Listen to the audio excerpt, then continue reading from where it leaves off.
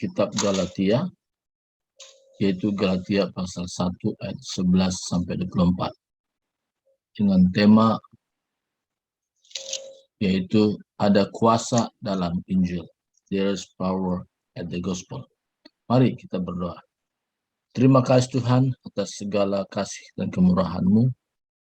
Kalau kami hari ini bisa hidup, bisa bernapas dengan lega, itu oleh karena Tuhan sendiri yang menjaga, Tuhan yang melindungi, Tuhan yang memberikan kekuatan bagi kami. Sehingga dalam hidup sekarang ini kami tetap bersyukur atas segala kebaikan Tuhan. Kami sebentar mau mendengarkan firman-Mu. Biarlah Tuhan firman-Mu membenahi kami, agar kami hidup sesuai dengan maksud dan rencana Tuhan. Terima kasih Tuhan, berfirmanlah Engkau, kami sudah siap untuk mendengarkannya. Dalam nama Yesus Kristus kami berdoa. Amin. Terima kasih Tuhan. Ya, kita mulai dari Galatia pasal 1 ayat 11-24. Sebab aku menegaskan kepadamu, saudara-saudaraku, bahwa Injil yang kuberitakan itu bukanlah Injil manusia. Karena aku bukan menerimanya dari manusia, dan bukan manusia yang mengajarkan kepadaku, tetapi aku menerimanya oleh pernyataan Yesus Kristus. Sebab kamu telah mendengar tentang hidupku dahulu dalam agama Yahudi, berbatas aku menganiaya jemaat Allah dan berusaha membinasakannya. Dan di dalam agama Yahudi aku jauh lebih maju daripada banyak teman yang sebaya dengan aku di antara bangsaku. Sebagai orang yang sangat rajin memelihara adat nenek moyangku, tetapi waktu Ia yang telah memilih aku sejak kandungan ibuku dan memanggil aku oleh kasih karunia-Nya, berkenan menyatakan anaknya dalam aku, supaya aku memberitakan Dia di antara bangsa-bangsa bukan Yahudi. Maka saat pun aku tidak minta pertimbangan kepada manusia. Juga aku tidak pergi ke Yerusalem mendapatkan mereka yang telah menjadi rasul sebelum aku, tapi aku berangkat ke tanah Arab dan dari situ bagi ke Damsyik. Ya. Lalu 3 tahun kemudian aku pergi ke Yerusalem untuk mengunjungi Kepas, dan aku menumpang 15 hari di rumahnya. Tapi aku tidak melihat seorang pun dari rasul-rasul yang lain kecuali Yakobus, saudara Tuhan Yesus. Di hadapan Allah aku tegaskan, apa yang kutuskan kepadamu ini benar. Aku tidak berdusta. Kemudian aku pergi ke daerah Syria dan Kilikia. Tetapi rupaku tetap tidak kenal oleh jemaat-jemaat Kristus di Yudea. Mereka hanya mendengar bahwa Ia yang dahulu mengenai mereka sekarang memberitakan iman yang pernah hendak dirasakan. Dan mereka memuliakan Allah karena aku. Saudara kasih Tuhan, tadi katakan ada kuasa dalam Injil. Nah, kuasa apa yang ada yang terjadi dalam Injil ini? Pertama-tama, di mana kuasa itu dinyatakan melalui pribadi Paulus sendiri. Paulus yang tadinya dia tidak pernah berpikir dia menjadi hamba Tuhan. Yang ada dalam pikirannya bagaimana supaya jemaat Tuhan yang berkumpul itu ditangkap dan dimasukkan dalam penjara. Karena tujuannya adalah menganiaya anak-anak Tuhan. Itu tujuannya. Tetapi dalam perjumpaannya dengan Tuhan Yesus, perjalanannya ke Damsyik, dan di sana dia diubahkan. Waktu Yesus sendiri berkata kepada Paulus, Saulus, Saulus, mengapa engkau menganiaya aku? Apa kata Saulus waktu itu sebelum berubah jadi Paulus? Siapa engkau Tuhan? Katakan, akulah Yesus engkau aniaya itu. Dan sejak perjumpaannya dengan Tuhan Yesus, di situ ada perubahan yang sangat signifikan. waktu perjumpaannya dengan Yesus, yang tadinya dia berpikir mengenai anak Tuhan yang berkumpul di Damsyik.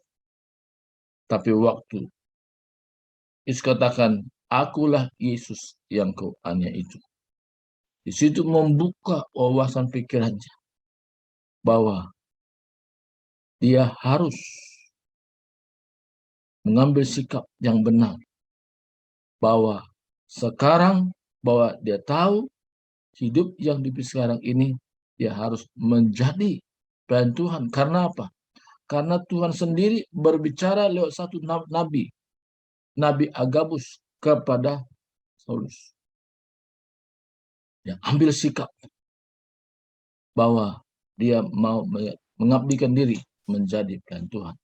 Nah, jadi kuasa yang disampaikan oleh Yesus sendiri kepada Paulus atau Saulus pada zaman itu mengubah cara dia berpikir, mengubah cara pandangnya. Bahwa cara pandang yang lama dengan cara pandang yang baru itu ada perubahan. Kenapa? Karena ada perjumpaan dengan Yesus lewat satu peristiwa. Saudara kasih Tuhan, maka Paulus katakan, aku menegaskan padamu, saudaraku, bahwa Injil yang kuberitakan ini bukan Injil manusia. Artinya, dia mendapatkan sendiri Injil yang sebenarnya. Dia dapat dari mana? Ayat 12. Aku menerimanya oleh penyataan Yesus Kristus. Jadi ketika orang mendapatkan satu pewahyuan, di sanalah merubah hidup seseorang itu. Sehingga dia memiliki sikap yang benar dalam Tuhan. Bukan cara pandang yang lama, tapi cara pandang yang baru. Karena Paulus sendiri mengakui bahwa aku menerimanya bukan dari manusia, tapi Tuhan sendiri yang mengajarkannya kepadanya. Nah, apa kaitannya dengan hidup kita sekarang? Kita tidak punya pengalaman yang sama seperti Paulus alami. Tapi yang sangat menentukan bagi kita bahwa kalau kita sebagai orang percaya yang sungguh-sungguh kepada Tuhan, dan kita percaya bahwa ada kuasa di dalam Injil itu, dan Injil itu tidak bisa didiamkan, tapi harus diberitakan, harus disampaikan, harus diperdengarkan kepada setiap orang. Dan tugas siapakah itu? Yaitu tugas setiap orang yang sudah percaya. Nah, jadi kita semua yang hadir pada saat hari ini tidak hanya sekedar menjadi pendengar yang setia, tapi pendengar dan sekaligus juga menjadi pelaku firman Tuhan. Melalui apa? Lewat membuka mulut kita, menyampaikan satu kebenaran bahwa Injil itu adalah kekuatan Allah, sebagaimana Allah sudah mengubah kita juga dengan hal yang sama juga melalui kita. Tuhan memakai kita, orang lain pun diubahkan hatinya dan mengambil satu kesimpulan bahwa keselamatan itu melalui kabar baik, yaitu Injil, itu adalah kekuatan Allah. Jadi kalau dulu kita tidak pernah berpikir bahwa saya melayani, itu hanya orang-orang tertentu saja mungkin yang berstatus label pendeta, penginjil, yang disahkan oleh satu sinode yang atau sebuah organisasi. Tapi sekarang Tuhan bukakan kepada kita bahwa melayani itu bukan karena sinode, bukan karena satu organisasi yang mengutus kita, tapi kita mempunyai satu keyakinan yang kuat bahwa hidup sekarang ini aku hidup bukan untuk dilayani, tetapi untuk melayani. Caranya apa? Cara yang bukan mahal, tapi cara yang sederhana, cara yang mudah, yaitu bagaimana? Yaitu dengan membuka mulut kita, memberitakan Injil kepada setiap orang. Injil itu kabar baik. Ketika kita memberitakan Injil, di sana terlihat kuasa itu. Kuasa itu bisa nyata ketika Injil disampaikan. Tapi kalau Injil tidak disampaikan, itu kuasa itu tidak terlihat. Ketika Injil disampaikan, kuasa itu terlihat. Kuasa apa? Kuasa untuk menyelamatkan. Sebab seperti Paulus sendiri yang tadinya dia berpikir hanya untuk menangkap orang-orang percaya. Tapi perjumpaannya dengan Yesus dan itu mengubah cara pandangnya bahwa dia memang adalah salah satu pilihan Tuhan untuk menyampaikan kabar baik.